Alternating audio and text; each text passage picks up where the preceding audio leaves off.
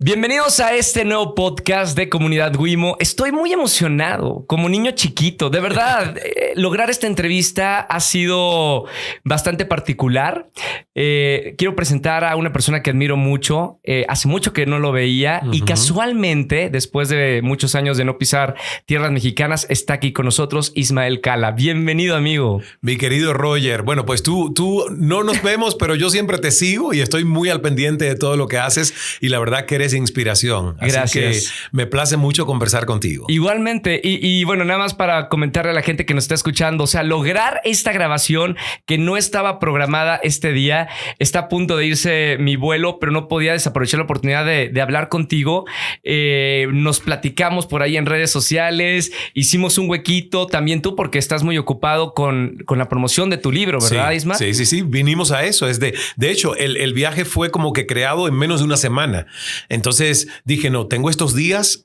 Siento la necesidad de ir a México. Hace mucho que no voy. Quiero disfrutar México. Yo viví aquí en el 2008. Sí. Entonces extraño también mucho los sabores, los aromas, la gente, la cultura. Y además Penguin Random House México, tu casa editorial. Tu casa también. Exactamente. Tiene el libro ya distribuido en todo el país. Entonces digo, bueno, pues nos toca. A los autores nos toca, ¿ves? Porque no se le puede dejar el trabajo solamente a la editorial. Uno tiene que escribir el libro y luego comprometerse con que ese libro se promueve para que pueda hacer el bien que está intencionado que haga, ¿no? El material. Gracias por este libro, Fluir para no sufrir, Ismael Cala. Ya está en todas las librerías. Y vamos a hablar más adelante del libro. Primero quiero poner en contexto a la gente que nos está escuchando. Hay muchos jóvenes que escuchan este podcast. Quiero decirles que Ismael es una persona muy inspiradora. Ha trabajado muchísimos años en los medios. Es un gran periodista, comunicador, productor, escritor. Y nos conocimos en un programa de televisión. Pero quiero empezar diciendo que vienes de Cuba. Así un poquito tu infancia y cómo llegaste a los Estados Unidos, Ismael. Pues la verdad que mira, resumiendo ya unos cuantos añitos de vida, yo nací en Cuba en un lugar muy rural, en un pueblito, en una montaña en Santiago de Cuba. Y a los 8 años hacía esto que nosotros estamos haciendo. A los 8 años yo inicié en los medios de comunicación. Fue como darme un juguete, que es entrar a un estudio de radio. Tuve la maestra vocacional más importante de mi vida, que aún vive, tiene 87 años en Cuba y yo nunca perdí contacto con ella. Ella me empezó a dar locución, actuación, dicción, me invitó a escribir poesía, me invitó a escribir cuentos cortos, nos neutralizó la dicción, porque obviamente en Cuba y en el Caribe uno se traga las heces, habla como si fuese una papa en la boca, no se entiende lo que se dice. Pero con mucha alegría. Con mucha alegría, pero que cuesta trabajo entenderlo y yo lo digo con todo respeto porque vengo de allí. A lo mejor alguien que no venga de allí puede decir no es tan así, pero además porque soy un apasionado de estudiar los idiomas y la manera en cómo se usan. Los acentos son maravillosos, pero no son universales, entonces ahí hay que trabajarlos. Ella hizo todo ese trabajo con mucha crítica porque a ella le decían que era extranjerizante, que tenía todos esos niños amaestrados que no hablaban como cubanos. Hoy se lo agradezco. Entonces ahí empecé a los 8 años. A los 15 empecé a hacer televisión y la verdad que crecí entre radio, entre televisión. Fui un niño muy tímido, de esos que sufrió de acoso o bullying, que hoy está tan de moda hablarlo, pero que en ese momento era lo más normal y sin embargo no era un diálogo público que se discutiera a nivel social. Como lo es ahora, gracias a Dios. Entonces, la verdad que mira, muy feliz de haber nacido en un país que por mucho tiempo maldije y dije, ¿qué hago yo aquí? Porque el comunismo, la verdad, pues en papel es muy bonito, pero en la realidad pura mierda. ¿Cómo era la realidad? Yo no he ido a Cuba, es un país que tengo programado visitar para conocerlo. Tienes que conocerlo. Es un hermoso país. Pero ¿cómo es vivirlo siendo cubano? Vivirlo siendo cubano es adaptarte a la mediocridad, porque el sistema comunista es un sistema muy mediocre. El populismo es demasiado mediocre. Cuando tú anulas la sed y el hambre de que cada individuo quiera crecer y en ese crecimiento quiera aportarle a la sociedad y recibir compensación por ello, estás creando un caldo de cultivo para todo tipo de cosas que no ayuda a una sociedad a crecer. Claro. Entonces, y obviamente el cubano es inteligente, es resiliente, es resolutivo, es talentoso, pero el sistema ha hecho que ya por más de 6 décadas la gente esté en un status quo donde no se puede comparar con qué hay más allá. Entonces el sistema es el que ha hecho que después de 6 décadas el talento, el potencial que tienen los cubanos esté como adormecido. Y para mí es muy triste, pero yo tenía 2 opciones. Me quedaba allí, estaría todavía allí lamentándome, o salía a explorar qué horizontes podía hacer fuera, como lo hace todo el que llega un momento que dice, bueno, y a lo mejor qué hay más allá de mis fronteras. Pero es toda una odisea, ¿no? Sí. Una odisea, por ejemplo, yo quería a los 22 años salir en balsa. O sea, por el mar, arriesgando mi vida. Y gracias a Dios, la balsa me dejó. Me dijeron, nos vamos el miércoles y se fueron un lunes. Entonces, cuando yo el martes llego, digo, ¿y dónde están estos y aquellos? Se fueron y me dejaron. Pero lo cuentas, Ismael, como una película. O sea, vivirlo ha de haber sido muy complicado tomar la decisión. Tu familia, tus amigos, el riesgo de vida, las historias que se cuentan. Sí, de hecho yo te lo cuento ya con mucho humor, pero cuando ese día sucedió esto de yo enterarme que la balsa se había ido, yo entré en una profunda depresión. O sea, literalmente yo me encerré en mi cuarto diciendo, pero ¿cómo me puede pasar esto a mí? Ya yo tenía listo que ese era el momento de arriesgarme, llegar a la base naval de Guantánamo, de ahí a Miami y reiniciar una vida. ¿Cuántos años tenías? 22 años. 22. Hoy me doy cuenta que no era el momento, ¿ves? Eso te lo da un poquito el paso del tiempo. Uno con los primeros 25 años de su vida tiene un ímpetu y una impaciencia que son natural en esos primeros 25 años. Pero después te das cuenta que todo tenía un proceso y que todo tenía una razón de ser. Y finalmente salí con 28 años. De Cuba. Varios años después, donde tuve que fluir, como dice este libro, aprender a fluir para no sufrir, no resistir lo que en ese momento yo no podía cambiar, sino que cambiar mi actitud para hacerlo de una manera un poquito más alegre, lo que me tocaba. Y en Toronto, Canadá, sí, ahí ya reformé completamente la vida y ya sí me di como esa segunda oportunidad, un renacimiento. ¿Qué hiciste? O sea, tu primer país al que fuiste fue Canadá.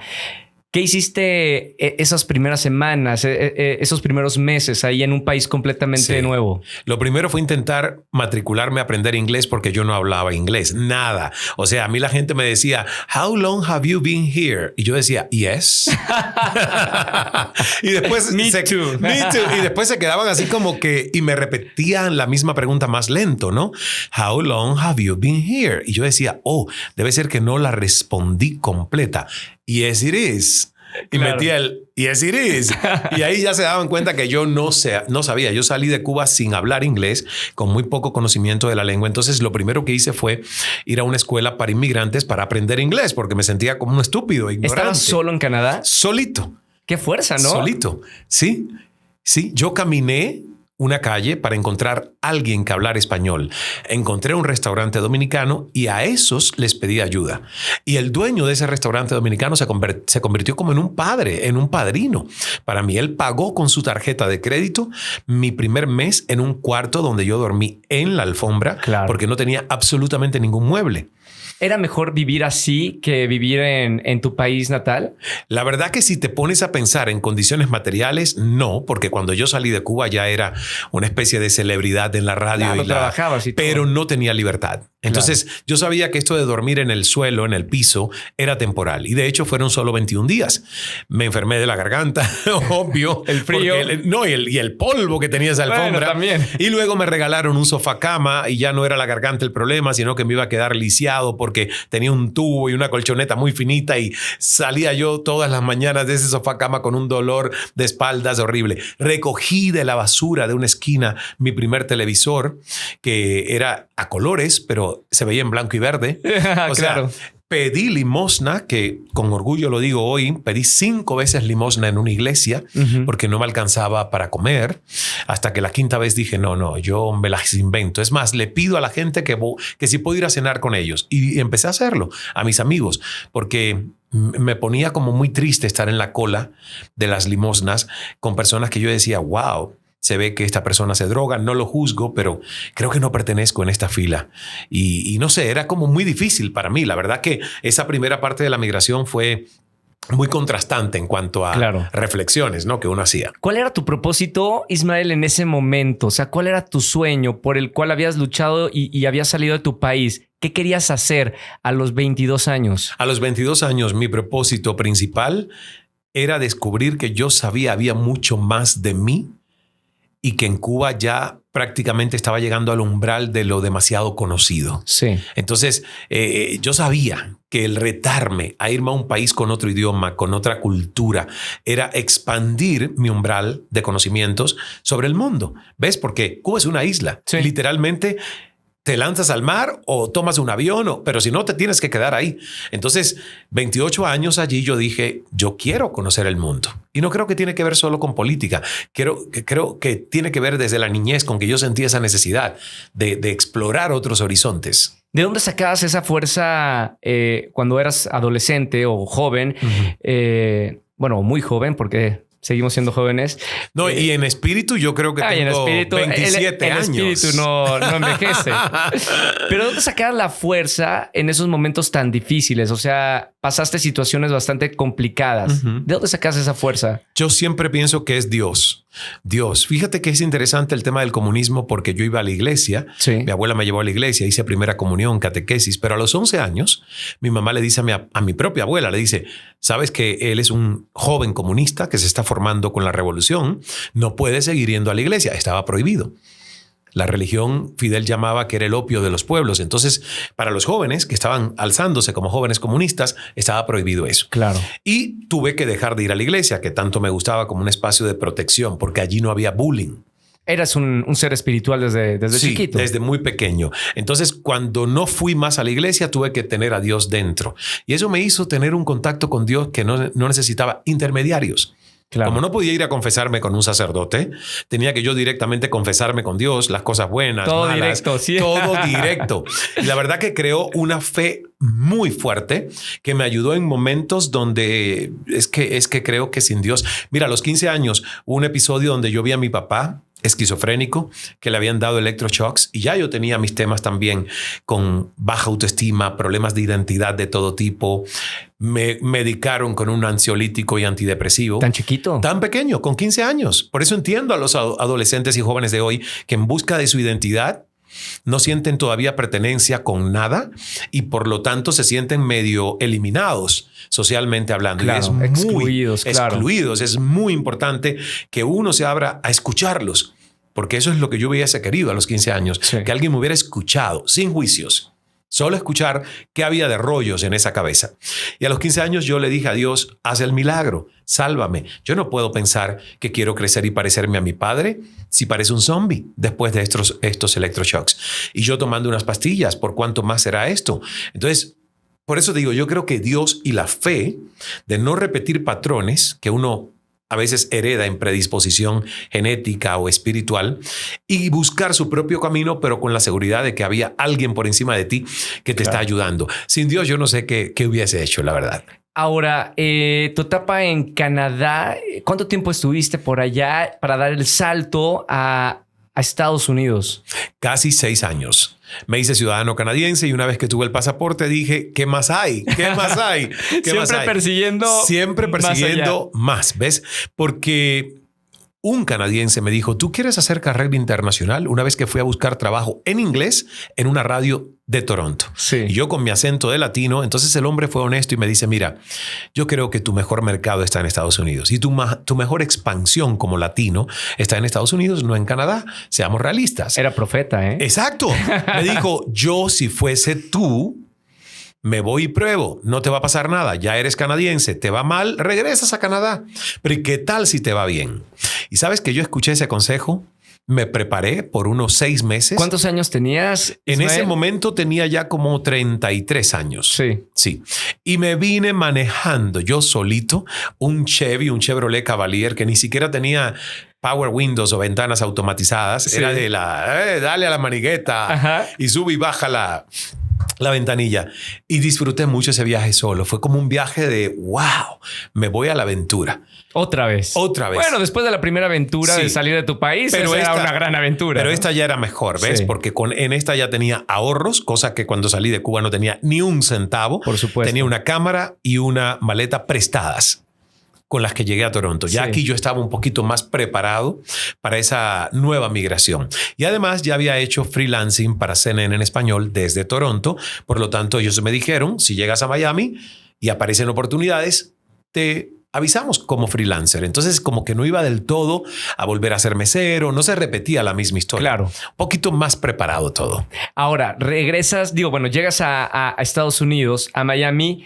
¿Y qué hiciste? ¿Cómo se dio la oportunidad de entrar a la televisión, al mercado latino? Un mercado bastante importante y que forjó tu carrera y tu vida personal también. Claro, pues la verdad no se abrió. Se abrió solo CNN, que ya estaba abierta, porque había hecho yo una pasantía en el 2001, 3 semanas en Atlanta, estando todavía en Toronto, cuando terminé mis estudios de producción de televisión en un college de Toronto. Y yo toqué puertas, Roger, a todos los canales de televisión, las radios en Miami. No se abrió ninguna puerta. Literalmente tocando puertas, ¿no? Porque muchas veces hay muchas personas que quieren oportunidades y que caigan del cielo. Y que caigan. No. O sea, fue ir a los canales pero no se abrió ninguna. No se abrió ninguna. O más bien, se abrieron años después, pero no en ese momento, ¿ves? Pero CNN en español, como ya era una puertecita que estaba abierta, efectivamente me empezaron a utilizar no como alguien que tenía una compensación fija. No, era pago por nota. Hecha por reportaje. Entonces a veces una semana yo hacía 1, a veces una semana ninguno y a veces otra semana 3.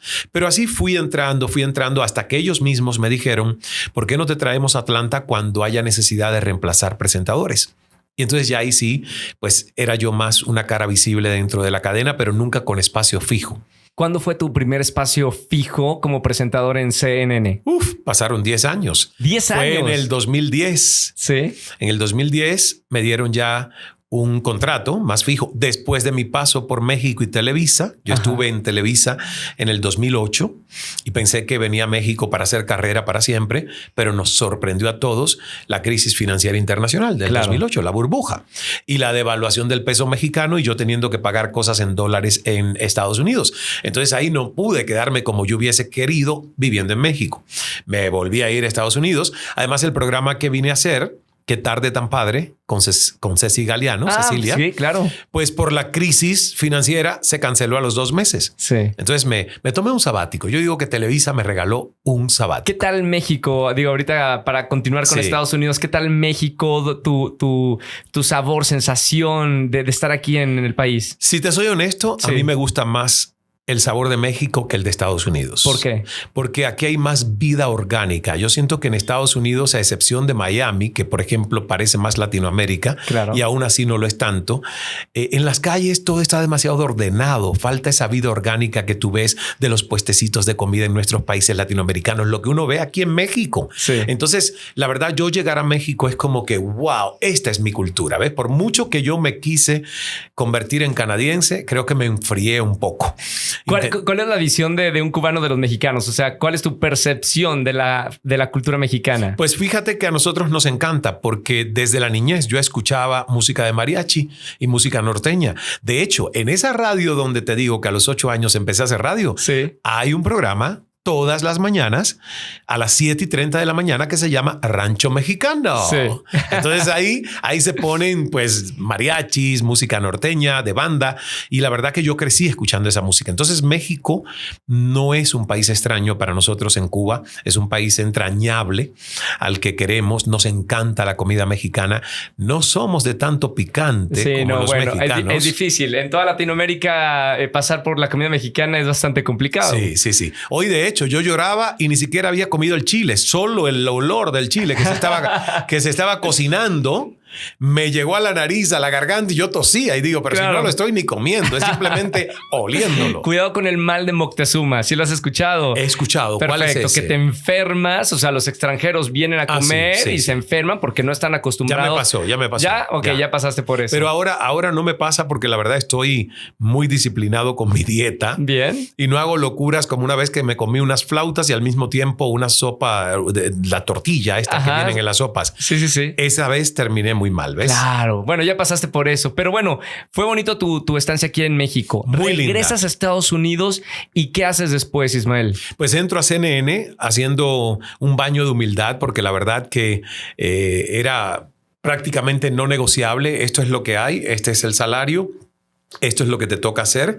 Y yo mismo hice hasta mi mudanza con un amigo manejando un carrito de estos alquilado con todo lo que llevaba de Miami a Atlanta. Sí. Y hacía madrugadas los fines de semana y un programa que se llamó El Mundo Informa. A los 6 meses cambian la dirección de CNN, llega la nueva directora de la programación, Cynthia Hudson, que me había visto trabajar en una televisora local de Miami y me dice, bueno, pues hay que reformar la programación. Y entre los dos acordamos hacer un programa de entrevistas que fue Cala en CNN en español. Gran éxito. Mega éxito que nunca imaginé, porque la verdad yo sabía que conversar me gustaba y que entrevistar me gustaba, pero la verdad nunca, Roger, me pasó por la cabeza que se convirtiese el espacio en un fenómeno mediático de tanta popularidad en América Latina y en Estados Unidos. ¿Cuántos años de Cala al aire? 5 años y medio. 5 años y medio. Y pasaron por ahí grandes Sí, figuras. sí. ¿A quiénes recuerdas que hayas tenido la oportunidad de hablar? La lista es innumerable, pero Larry King, mi maestro en comunicaciones. Que ahorita vamos a hablar Sí. de eso. Carolina Herrera, alguien con quien hoy digo somos amigos y no lo puedo creer. Deepak Chopra, John Maxwell, Jada Pinkett Smith, hablando de todo lo que ha pasado con Sí. Will Smith. Tuve la oportunidad de tener una hora completa con Jada Pinkett Smith, Elizabeth Banks, Davey Arquette y tantos otros. O sea, se me van los nombres. Verónica Castro, que además en el momento en el que la entrevisté dio 2 horas de entrevista. Y hacía 2 años que no se sentaba con nadie a dar una entrevista. Entonces fue como un momento muy crucial, muy importante para el programa y para los mexicanos que querían escuchar la verdad de Verónica. En un momento donde había tensión entre ella y Christian. Sí. Y la verdad que fue una de esas entrevistas que dio una cantidad de titulares enorme, ¿no? Entonces yo venía a México muchas veces a entrevistar personalidades, Elena Poniatowska, tantas personalidades de México que entrevisté. Fue muy lindo el ciclo. ¿Qué era lo que más te gustaba como comunicador? ¿De qué te gustaba hablar? ¿O era platicar y sacar las historias o las notas de Sí. tus invitados? Yo tenía una misión y mi misión era todas las noches sacar lo mejor de ese ser humano, hacer brillar al invitado. Y yo creo que la gente en sus casas percibía eso. Sí. Y entonces a veces se lograba, otras veces no tanto, porque tú no puedes hacer brillar algo donde no hay brillo, desde el centro, desde la esencia. ¿Y qué haces en ese caso? Fluir para no sufrir. Ya vamos a hablar de eso más adelante. Pero en realidad es lo que haces. Sí, claro. Intentas. Pero si ves que la persona pues no está abierta, ves que la persona está en piloto automático. Mira, yo una vez me atreví. Es difícil, sobre todo los artistas. No, pero espérate, yo no soy tan facilito. Yo una vez me atreví a decirle a un invitado que vi su ausencia, no su presencia, estaba su cuerpo y sus respuestas eran tan... ¿Se lo dijiste en el momento? Le dije al aire, si hay algún lugar o cosa que en este momento tienes que hacer y es mucho más importante que esto, tranquilo que yo me arreglo en cómo terminar el programa sin ti. Así. ¿Se sabe quién es? No lo voy a decir. Okay, es un okay. artista, es famoso Sí. y es mexicano. Ok. Pero no lo voy a decir. ¿Y qué te dijo? No, inmediatamente hizo una recomposición. Me dice, obvio que no. Estoy feliz de estar aquí. Y yo con mis ojos le dije, pues demuéstralo. Y siguieron. No, cambió completamente su actitud. Es que si tú no estás presente en una conversación, y créeme, yo entiendo a los artistas cuando hacen una gira de medios para promover un disco, es lo mismo que promover un libro. Te puede hasta Una y otra como vez que fastidiar una y otra Claro. vez, pero si no, no las hagas. Tienes que estar presente, ¿verdad? Porque si no se nota. Y la gente lo percibe. Y ese fue un caso bien interesante que después yo dije, uy, yo creo que se me fue un poco la mano.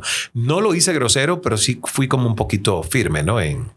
Ahora, ¿qué has aprendido? Porque me mencionaste una lista de gente muy importante que tiene historias increíbles Sí. y que ha triunfado, son exitosos Y la verdad pido perdón, porque eso es lo que me viene a la mente, pero créeme, la lista es demasiado grande. Sí, no. Fueron muchos años, fueron muchas personas que pasaron por ahí por la mesa, por el micrófono. ¿Tienes alguna historia de alguien que a ti te haya golpeado con algún mensaje o hayas aprendido algo extraordinario de esa persona? Wow, muchas personas. Por ejemplo, Adriana Macías. Sí. La chica mexicana que nació sin brazos, que hoy somos muy amigos y la verdad yo siento una admiración por Adriana increíble, pero yo la conocí entrevistándola. Ok. ¿Ves? Muchas amistades que hoy tengo, incluyéndote, Sí. nos conocimos en un foro, en una entrevista, en un programa y surge la admiración. Y la verdad que yo me quedé muy impresionado con Adriana Macías. Cuando yo entrevisté a Adriana Macías, yo dije, Ismael, cero excusas. La excusitis infinitus que muchas veces nosotros tenemos de creernos nuestras propias excusas para justificar nuestras aparentes limitaciones. Claro. Con ella se me derribó porque yo digo, una mujer que no tiene brazos, pero sus piernas las ha podido entrenar para hacer lo que muchas otras personas no hacen con ese nivel de destreza, incluyendo pintar. Yo tengo en mi casa un cuadro pintado por Adriana, Sí. que es hermoso, es un árbol que parece un cerezo porque es rosado. Cada vez que paso frente a él, viene la conciencia de ella y la inspiración que ella es para mí. Y te juro que me han cambiado la vida. Pero así tengo muchas historias. Por ejemplo, Carlos Cruz Díez, que es un maestro cinético venezolano que ya falleció. Yo lo entrevisté con 92 años. Wow. Y yo le pregunté, maestro, ¿cómo usted mantiene esa sonrisa tan honesta y tan genuina? Y él me dijo, es que es la conexión con la vida. Es honrar la vida desde una gratitud profunda. Pero me dijo algo que se me quedó aquí tatuado en la mente. Desconfía del que no ríe. Oh. Y yo siempre... Buena frase, ¿eh? Muy buena frase. Y yo siempre hago lo que llamo el laxante express cuando conozco gente. Sí. ¿Qué es? Intentar que esa persona ría. Porque si por 2 o 3 ocasiones esa persona no ríe, mi próxima pregunta es, ¿estás estreñido? ¿Estás estreñida? ¿Cómo te puedo ayudar a evacuar? Porque es un estreñimiento que tiene que ser emocional, energético, mental, psíquico, sí. Algo. No es del estómago. Ese vamos a la farmacia y sabemos que esperando un par de horas ya se resuelve. Pero hay mucha gente que de verdad no vibra en positivo, no tiene buena vibra. Y el tiempo es muy corto. Yo no tengo mucho tiempo para realmente reunirme y contagiarme de la mala vibra que, a propósito, jodedores profesionales tienen para joderle el día a otros. Claro. No tengo mucha compasión y mucho amor, pero la verdad, como que resguardo mucho el trabajo interior que me toca hacer todos los días para siempre estar elevado. Entonces, eso hay que protegerlo, eso hay que cuidarlo. Me encanta, Ismael, porque si fuera, a ver, nos conocemos y si fueras de mi grupo de amigos, sí, serías completamente la persona con la que decido viajar, hacer proyectos, porque eres igual que yo, positivo, alegre. Sabemos que tenemos el tiempo limitado. Por aquí. Eso es que te sigo, Roger. Y por eso te sigo yo. Yo no sigo a gente. Créeme que yo cada cierto tiempo hago lo que llamo limpieza. The Purge. ¿Has visto esas películas? Sí, claro. Yo le llamo este proceso de Purge. Y es que es kill, pero en el buen sentido de la palabra. Ajá. Cuando yo digo kill es sácalo de tu feed. Claro. Porque si no te aporta algo positivo, no te hace reír. Te gasta. Te monopoliza tu tiempo y hoy es dime a quién sigues y te diré quién eres. Claro. Entonces, para mí es un elogio cuando alguien me dice te sigo, estás en mi espacio, y es un mismo elogio también cuando yo le digo a alguien te sigo, porque significa aportas a mi vida. Claro. ¿Ves? Ahora, para la gente que nos está escuchando, ¿de dónde sale ese positivismo, esa alegría, esa pasión para hacer las cosas? De una desesperación horrible de entender que tenía un cerebro jodido, complicado, que viene de suicidios en serie, un abuelo que se suicida cuando yo no tenía ni 4 años, una tía que se suicidó cuando ya yo tenía 12 y lo sufrí, sí. Un padre que se intentó suicidar pero al tener un solo brazo no lo logró, gracias a Dios, y entenderme que mis hermanos y yo teníamos un ADN con una predisposición genética de descomposición neuroquímica y biológica en un cerebro que no es promedio y que hay que todos los días centrarlo, traerlo a lo positivo, porque por default se va a lo negativo. Entonces, como mi adolescencia fue tan traumática y yo reía tan poco, en mi adolescencia yo me prometí que todos los días yo iba a trabajar por mi sonrisa. Hasta que lo logré.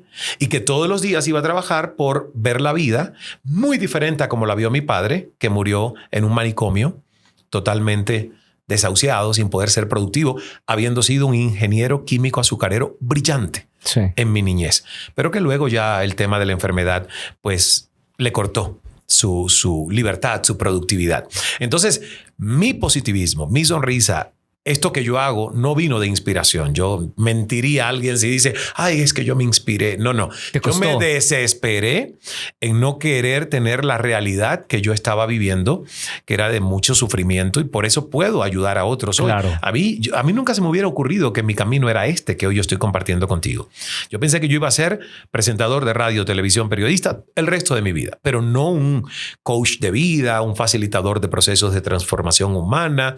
Sin embargo, como lo tuve que hacer para mí y me funcionó, me di cuenta que cuando les compartía a otros el proceso, me decían, ayúdame, compárteme. Y digo, no me puedo quedar con esto. Si es una misión, a lo mejor esa es la misión que Dios quiso, no yo, pero Dios. ¿Ves? Entonces, por eso ayudo a tantas personas, por eso me parece que los libros son tan importantes, porque a mí muchos libros me han cambiado mi manera de ser. Eso quería ver. ¿Quiénes eran las personas que tú admirabas por ver esa actitud diferente y que perseguías? No es de la noche a la mañana, me lo acabas de decir. ¿Cuál fue tu proceso de cambio?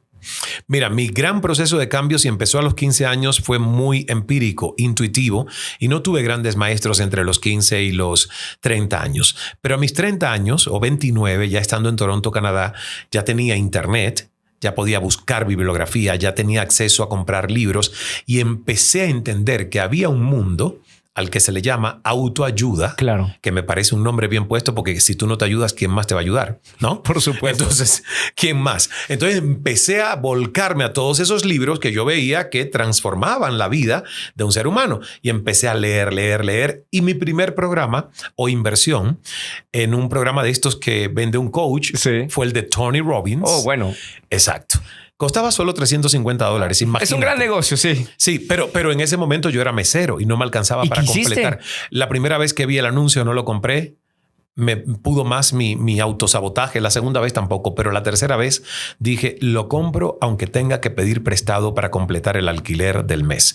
Y sucedió tal cual de mi boca salió. Lo compré, pedí prestado para completar mi alquiler de ese mes y al final tenía el programa. Y empecé a hacer ese programa, y ese programa ¿funcionó? Pero no, funcionó, no. Ese programa desbloqueó una cantidad de paradigmas erróneos con los que yo crecí y temas de poco merecimiento y de insuficiencia. Sí. Entonces, claro, pues yo empecé y dije, esto tiene beneficio, ya no pienso igual. Y me compré libros de Deepak Chopra y de Don Miguel Ruiz, como Los 4 Acuerdos, mexicanos también, y de Marianne Williamson y de John Maxwell. Y empecé a descubrir mentores y autores. Y la verdad que nunca he terminado de estudiar. Quiero hablar de tu carrera como escritor, porque te preguntaba cuántos libros llevabas y me dijiste 11 o más de 11. Es un montón. Es un montón de conocimientos puestos en libros. Sí. Ahora estás presentando Fluir para no sufrir, pero ¿cuándo fue la primera vez que dijiste voy a poner mi experiencia, porque tienes una historia de vida bastante importante para compartir, en los libros? La verdad que fue alguien que me lo propuso, ¿ves? No se me ocurrió a mí. Vino un agente que fue mi primer agente como manager y me dice, tú tienes que escribir un libro, tienes una historia demasiado poderosa, estás en un momento cumbre de tu carrera en un medio internacional como lo es CNN en español. Una voz muy importante. Tienes que escribir tu biografía. Y la verdad que yo no sentía que yo estaba listo, ni siquiera hoy lo estoy, para escribir mi biografía. Creo que me queda mucho por madurar, autoconocerme, para sentarme a escribir mi biografía. Sí. Pero le dije, ¿sabes qué? Sí me gustaría escribir un libro que no sea mi biografía, que tenga un tema, pero que yo pueda salpicar de anécdotas autobiográficas que se asocien al tema. Sí. Y de ahí surgió, iba a ser primero El poder de sonreír. Pero luego él, David Taggart, que agradezco mucho lo que hizo para ese primer libro, me dice, no, el primero no puede ser El poder de sonreír. ¿Por qué? Me dijo, porque sonaba bien, ¿eh? Es que es muy bueno. Además, la gente me alababa mi sonrisa. Tu sonrisa es aún contagiosa. Al final del show. Me decían, ¿cómo en un canal de noticias tú puedes lograr al final del show sonreír? Sí. Entonces yo le decía, bueno, es que es a propósito, es que la gente se vaya con un buen sabor. Pero él me dice, empecemos con uno que hable de tu faceta como comunicador. El poder de escuchar. Wow. Que tienes. Uy. Y ese fue el primer libro, El poder de escuchar. Tocas un tema muy importante. No cualquier persona sabe escuchar. Normalmente la gente quiere hablar, quiere decir. Y en el momento que le cuentan algo, claro, se cierra, ¿no? O no está acostumbrada. Claro. Es que la mayoría La mayoría de los seres humanos no escuchamos para entender, escuchamos para responder. Sí. Entonces, cuando escuchamos para responder, hay un diálogo en simultáneo. Mientras escucho, ya estoy creando mi próxima estocada. Claro. Sea la pregunta, o sea un comentario, o sea una narración paralela porque se parece a la historia a una que yo viví. Entonces, y más siendo periodista, ¿no? Claro. Yo le cuento a las personas que fíjate si es así, que reconozco que en mi época de reportero yo llegaba al incendio que iba a cubrir con el 70% del guión ya escrito desde mi cabeza. Okay. Desde mi cabeza. O sea, lo único que dejaba eran los vacíos de los testimonios, pero hasta allá me los imaginaba. Imagínate, o sea, uno ya anticipa la historia sin haberla visto o escuchado. O tener la sensibilidad de irla viviendo en el momento. Exacto. Pero como teníamos los deadlines o fechas límites de la hora de entrega de la pieza, yo decía, mejor ya la adelanto. Yo sé de qué va un fuego. Y medio escribía todo el guión antes de llegar al fuego. Es un entrenamiento y ahí es donde volvemos a Larry King. Él me entrenó a escuchar. Yo no sabía escuchar. Él me entrenó a escuchar. Tuve ese privilegio de 3 sesiones, algunas de 1 hora y una duró casi 3 horas en su casa en Beverly Hills. Y la verdad que él me dio el entrenamiento. ¿Cómo caíste en la casa de Larry King? Ahí yo quise conseguir esto y le dije a mi manager en ese momento, le dije, el poder de escuchar tiene que tener a Larry King, porque él es para mí, junto a Oprah Winfrey, 2 maestros a los que yo he aprendido a escuchar por ellos. De acuerdo. Entonces, coincido. Exacto. Compartimos. Entonces Larry, como estaba en CNN y ya yo estaba en CNN, pues fue fácil el que dijese que sí, porque era como decir que sí a un colega de su cadena hermana en español, ¿no? Claro. Entonces no era un total desconocido. Y la verdad que fue una gran enseñanza. ¿Qué aprendiste de él en su casa, de su viva voz? ¿Qué fue lo que más te enseñó? Lo primero que me dijo es, Ismael, fíjate que tu libro y tu tema es tan importante del poder de escuchar que yo en los tantos años de carrera que llevo nunca aprendí nada mientras era yo quien hablaba. Wow. ¿Ves? Entonces me dice, si uno no hace silencios, incluso en sus propios diálogos, no aprende nada, porque simplemente está reproduciendo lo que ya está archivado. Entonces yo dije, wow. Y después yo le pregunté, maestro, ¿y qué hace usted para que las entrevistas sean un ejercicio de escucha? Me dice, al principio me forzaba a escuchar todos los programas y saber si la voz que más se escuchaba era la mía o la del invitado. Si era la mía, yo sabía que ese día no fui un éxito. No fui un éxito, claro. Porque el invitado es el que debe hablar más que el que entrevista. Entonces él me entrenó, ¿ves? Y yo fui haciendo eso con mis programas. Dije, uy, qué tanto he hablado. A veces me pasaba yo 3 minutos para hacer una pregunta. Tú eras el crítico de tus programas, de tus entrevistas. Claro. ¿Siempre las viste después? Por el primer año, ya después no. Pero por el primer año fue el año de maestría, el año en el que yo pasé de tensión, porque hacía las entrevistas estando tenso y sobre todo queriéndome regir por un guión, a fluir, donde el guión fuese secundario, como una preparación. Mira, tú no tienes guión. Tengo un libro 11 y 33. Es lo que he anotado porque es muy bonito escuchar a la gente. ¿Ves? Y tienes esa capacidad de, sin tener un guión delante, poder conversar y escuchar. Entonces, eso ahí es donde uno debe llegar. Creo que a mí el me libro costó, estaba muy atinado, ¿eh? O sea, el poder de escuchar, qué importante es para para todas las profesiones, todos los sectores, para la vida, ¿no? Sí, pero el libro además costó mucho. ¿Sabes por qué? Porque me di cuenta cuando lo escribía que no podía ser solo de escuchar a otros. Empezó Dios a mandar señales de ¿y qué tal escucharte a ti? ¿Y qué tal saber escuchar de verdad lo que hay dentro de esa piñata? Yo le llamo a la mente la piñata humana. ¿Qué tal si uno no tiene un diálogo privado, íntimo, sano? Y mira, fue catártico, ¿eh? Ese proceso, Roger, fue catártico porque yo me di cuenta que no es solo escuchar hacia afuera.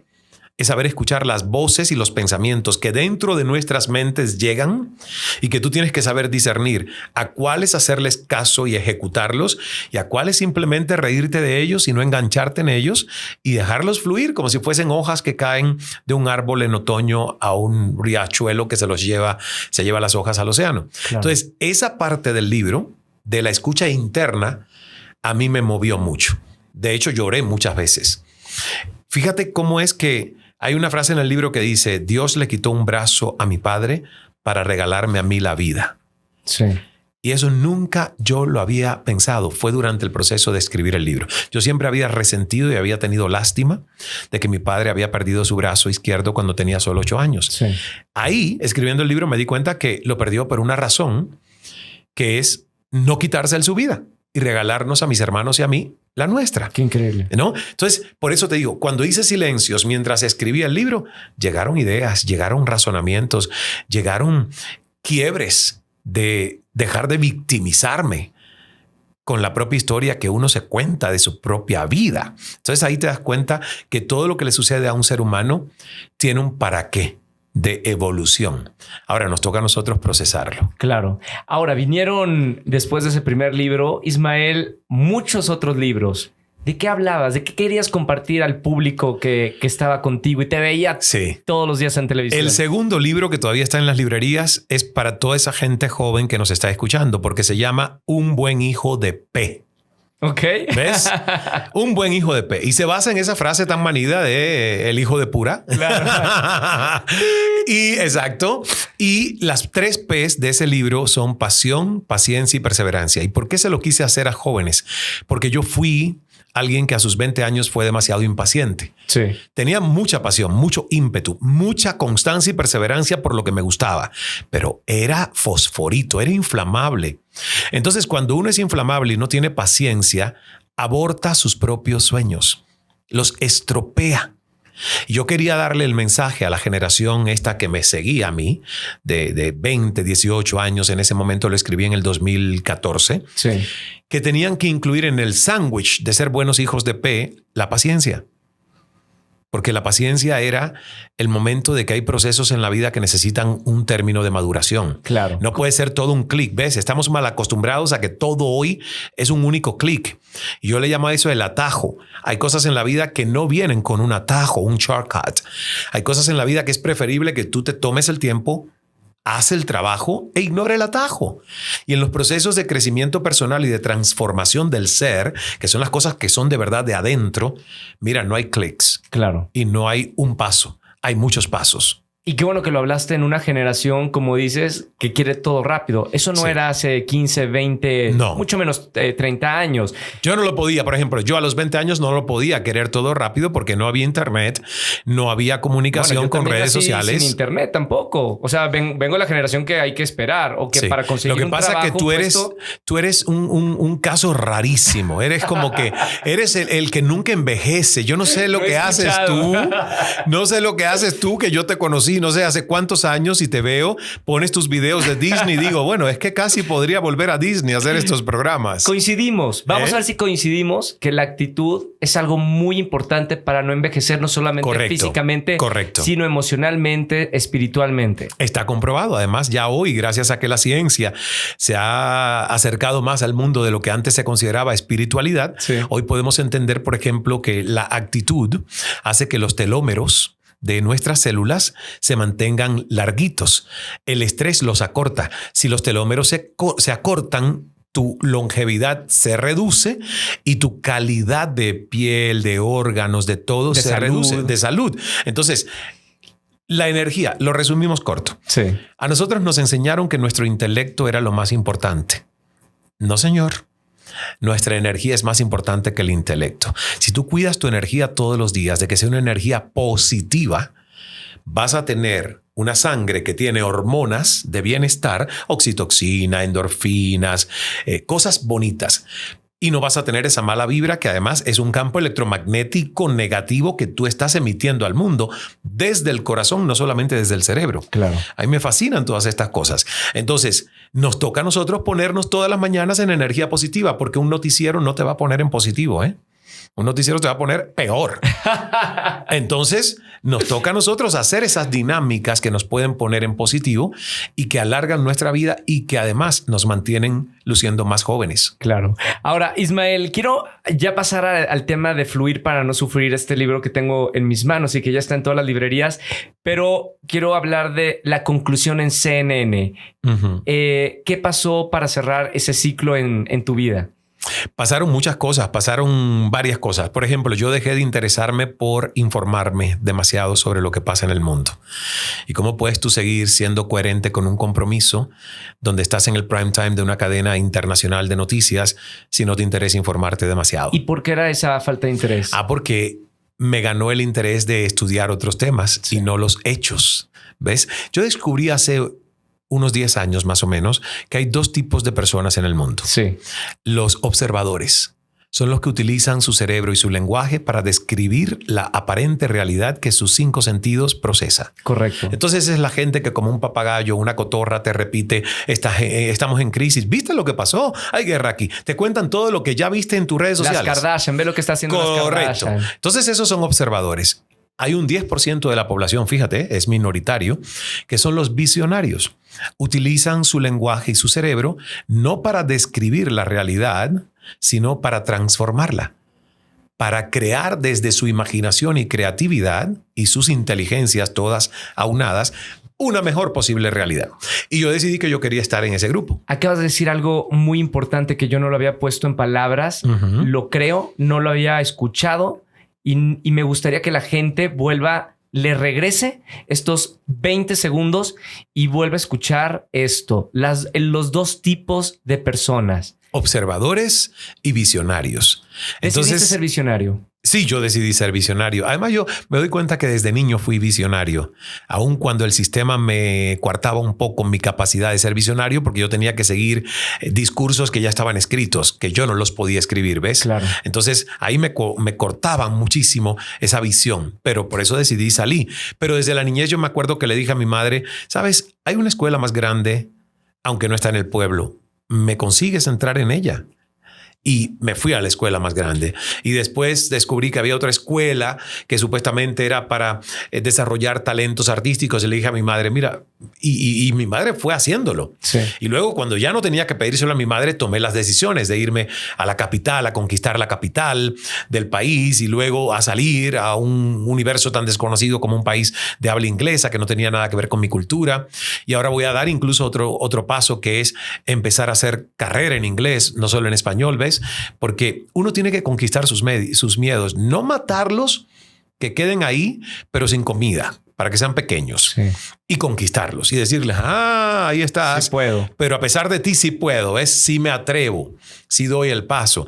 Entonces, ese es el criterio de la vida, Roger. Lo demás es subsistencia. ¿Y qué te dijo la cadena? Porque eran muchos años, era un programa muy exitoso. Sí.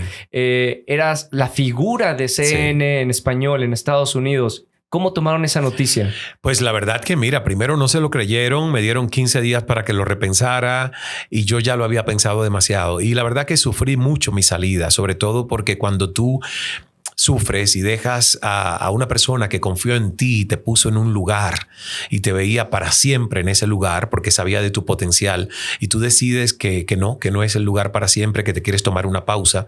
Si te pones en los zapatos de esa persona, sabes que estás dañando una confianza que ahí se creó. Claro. Y eso sucedió. Y yo lo lamento porque, bueno, obviamente no era mi intención. No me fui de ahí para salir a otra televisora, ¿ves? Me fui de ahí para fundar una fundación sin fines de lucro que trabaja inteligencia emocional con jóvenes, un emprendimiento que es Cal Enterprises para poder hacer retiros, viajes por el mundo. Y luego en estos 6 años que ya hace que yo salí de CNN, pues es la fundación Cal Enterprises más una escuela online, una aplicación de meditaciones guiadas en español que está en el teléfono, se llama Escala Meditando, se las recomiendo. Un Influencer Circle, un centro de bienestar que acabamos de en medio de la pandemia abrir en Miami, que se llama el Cala Center. O sea, es siempre pues con gratitud como antídoto contra esa ambición malsana de tantos deseos, pero con gratitud es siempre explorar qué más hay y qué más uno puede divertirle a hacer realidad si llegó como una semilla de un deseo a tu mente, ¿no? Creo que la vida ha sido muy buena contigo, te ha dado muchas excelente. bendiciones, pero ahora tú le estás regresando a la vida obviamente impactando a muchísimas gentes, ese tipo de gratitud de la vida. ¿Cómo te sientes ahora en esta faceta de ahora tú regresarle a la vida todo lo que te dio y mucho más, impactar a miles de personas? Es que creo que es un ciclo virtuoso. Cuando tú recibes tantas bendiciones y las aprovechas, luego te toca convertirte en un instrumento de servicio. Sí. Y ese es el círculo virtuoso de sentir que das más incluso de lo que aspiras a recibir. Y por eso la fundación es como que esa cosa así superior, ¿ves? Porque yo trabajo para la fundación y no recibo un centavo a cambio. Entonces, esos días donde yo dedico horas o todo lo que hago para la fundación nuestra, yo digo, esa es la devolución sin esperar absolutamente nada a cambio. Claro. Que uno deja en personas que no tienen ningún tipo de lazo sanguíneo con uno, pero que les transformas la vida o le aportas algo para su futuro. Entonces, la verdad que mira, más que bendecido. Sin embargo, te puedo decir algo. Yo creo que todo tiempo futuro siempre será mejor. O sea, lo mejor está por llegar. Está por llegar. Oye, Ismael, ahora sí hablemos de este libro, Fluir para no sufrir. Libro número 11 si metemos todos en la lista. Hay colaboraciones con Hay colaboraciones y 2 libros para niños, Ser como el bambú y La piñata mágica, que salieron ya hace unos 5 años. ¿De qué trata Fluir para no sufrir? Fluir para no sufrir es un manifiesto de vida para que los seres humanos entendamos que el dolor nos va a tocar en nuestra cuota de existencia. Sí. Va a haber dolor porque hay pérdidas y porque nosotros queremos trabajar el desapego, pero vivimos entre apegos. Nos apegamos a las personas, nos apegamos a las cosas, nos apegamos a los títulos que nos dan. A las historias. Entonces vamos a tener dolor, ¿verdad? Pero el sufrimiento extendido, yo le llamo extendido, es opcional. Sí. Es algo que uno puede realmente trabajar desde el entendimiento de cuáles son los principios o valores sobre los que se sustenta su plan de vida. Claro. Y me di cuenta que cuando yo no tenía principios y valores bien claros, yo era capaz de violarlos por satisfacer necesidades no cubiertas. Y ahí ya uno pierde integridad, que por cierto es el principio número 1 de estos 11 del líder bambú, que es la brújula que proponemos con el libro. Entonces ahí está integridad, ahí está versatilidad, ahí está fuerza serena, que es, por ejemplo, ok, me agreden. Yo tengo 2 opciones. Saco mi fuerza bruta o respiro. Lo que pasó en los Oscars con Will Smith. Will Smith, que se ha arrepentido 1 y 1000 veces, pero hay que darle el libro. Hay que darle el libro. Hay que darle el libro. ¿Cuál era? Digo, ahorita que estás mencionando, ¿cuáles son las 2 formas de tomar ese tipo de situaciones? La primera es la más reaccionaria. Es donde te conviertes, como se convirtió él, en un animal que es casi un terrorismo ausente de conciencia elevada de un ser humano. A mí lo que más me preocupa es que he visto a muchas mujeres alabar la violencia de Will Smith. He escuchado a mujeres que dicen, wow, ¿cuánto daría porque mi esposo me defendiese de esa manera? Y yo he leído en redes sociales. Tú lo has leído, ¿no? Por supuesto. Y yo digo, pero por Dios, estamos en el tiempo de las cavernas, estamos en el tiempo de la defensa con violencia. ¿Cómo tú puedes decir no al bullying con una bofetada? Claro. No, al bullying no se puede ir a contradecirlo, ya que es violento. Fíjate, y es una violencia muchas veces que ni siquiera es física, es verbal, pero lacera el alma, lacera el ego, lacera el corazón de un ser humano. Pero ¿cómo tú vas a contrarrestar algo tan dañino con algo peor? Que es incluso un golpe físico a un ser humano. Yo no juzgo porque me ha pasado a mí, no lo de las bofetadas, porque la verdad que con la violencia sí nunca he podido entender que alguien incluso por amor violente a otro ser humano físicamente. Pero sí he violentado de palabras y he tenido que ofrecer disculpas y me he sentido avergonzado. Entonces nos puede pasar a todos. Pero eso que él utilizó es la fuerza reactiva que viene visceralmente de lo que somos cuando somos seres casi animales, primitivos. En cada cerebro humano está el cerebro reptiliano, que es un cocodrilo. A Will Smith le salió el cocodrilo. Sí. Tenemos el límbico, que ya es un caballo. Y los caballos son tiernos. Fíjate que se usan en terapias con niños autistas. Sí. Y por encima de ese tenemos el cerebro noble, que es la corteza prefrontal, que es la inteligencia de tu pensar, no reaccionar. O sea, a mí alguien me puede ofender y yo tengo 2 alternativas. Reacciono en el momento o digo sentir, soltar, sonreír. Y ahí cuando tú haces eso, posiblemente tu respuesta es mucho más elevada y créeme, neutralizas a tu adversario o al agresor. No sé si tenemos tiempo y te hago una anécdota. Tenemos el tiempo Perfecto. que tú quieras. Te hago la anécdota de Winston Churchill cuando era primer ministro británico y entró al Congreso, al Parlamento británico, y tenía una altísima oposición. Sí. Y una señora, pero gritando, vociferando, así con la cara que le puso Will Smith cuando le dijo en palabras, que también fue muy feo, también lo que le dijo a Chris Rock, ¿verdad? Con malas palabras y una cosa, ¡wow! Bueno, esta señora, imagínatela en versión mujer, le dijo a Winston Churchill, señor Churchill, you are despicable. Usted es despreciable, un ser odioso, repugnante. Si yo fuese su esposa, le envenenaría el café. Y parece que Winston Churchill hizo esto que te digo de sentir, soltar, sonreír, porque fíjate la respuesta que él dio cuando todo el mundo se quedó en silencio. Y él le dijo, señora mía, si yo fuese su esposo, me tomaría el café. ¿Ves? O sea, además tuvo tiempo de hacer algo cómico. Claro, porque a eso yo le llamo sarcasmo sagrado. Y los ingleses son buenísimos. Pero además algunas veces ya me ha salido, ¿ves? Porque he evitado que salga el lobo feroz. Le he dado tiempo a respirar al lobito noble y me ha salido. A mí me salió con una entrevista de Evo Morales, que el tipo, siendo presidente de Bolivia, y yo en la casa de gobierno a las 5:30 de la madrugada, que me dio la entrevista a las 5:30 de la madrugada, y me empezó a ofender porque tú, que vienes del imperio, estamos en Bolivia, además eres un agente de la CIA y CNN a mí me ha irrespetado mucho. Bueno, me dijo gusano apátrida y yo, respira Ismael, respira. Además le había regalado el poder de escuchar, o sea que no podía no escuchar, ¿entiendes? Poner en práctica lo que habías escrito. Dije, Ismael, serénate, que Dios te va a dar la oportunidad de que tú puedas dar una estocada de altura. Sí.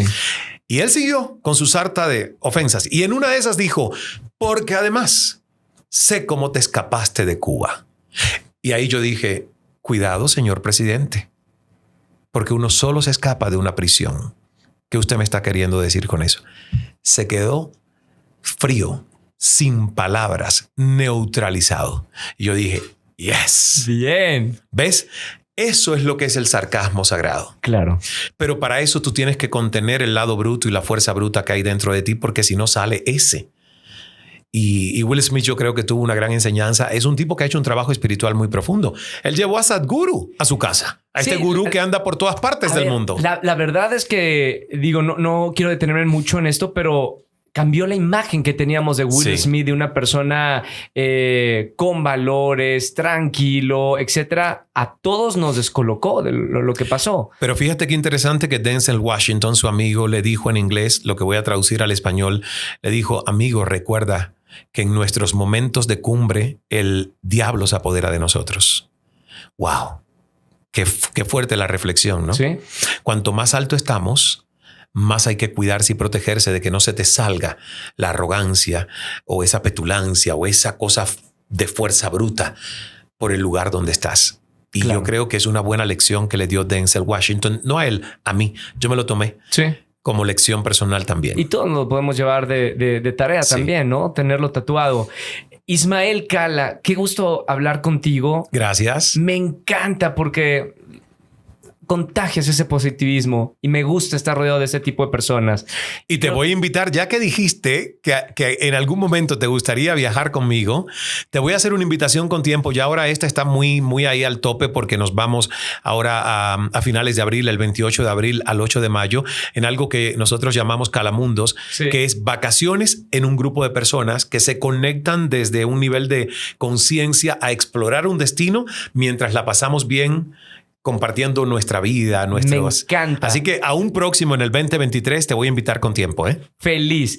Antes de terminar, Ismael, me gustaría preguntarte, y le pregunto a mis invitados en este podcast, Comunidad Wimo, ¿cuál es el propósito de la vida de cada uno? En tu caso, ¿cuál crees que es el propósito de la vida? El propósito es crecimiento personal, autoconocimiento, el saber que todos los días tú conoces un poco mejor, sin tapujos, quién eres, para aprender a amarte de manera más real. Nadie ama lo que no conoce. Y por eso mucha gente no se ama, porque no se conoce. Claro. A mí me costó mucho conocer qué había detrás del personaje que la gente veía en televisión. Hice el proceso y hoy me amo por Ismael, no por las cámaras o los micrófonos que le producían tantos aplausos a ese personaje llamado Cala. Y el segundo propósito en la vida es contribución. Alguien que no se sienta útil porque no aporta valor a otros, su vida no tiene mucho sentido. Entonces, el propósito de la existencia humana es esa: autoconocimiento para crecer hacia adentro y luego riqueza hacia afuera. Yo no pondero la pobreza. A mí que nadie me venga a decir que los ricos no entran al reino de los cielos, porque le digo basofia, basura, estiércol. Pero tienes que crecer primero adentro para que lo que generes afuera haga sentido y tú estés lleno, sobre todo adentro. Y luego contribuir, o sea, repartir, darte, ser parte de algo que constantemente está haciéndole la vida mejor a otros seres humanos. ¿Regresarías a televisión? Claro.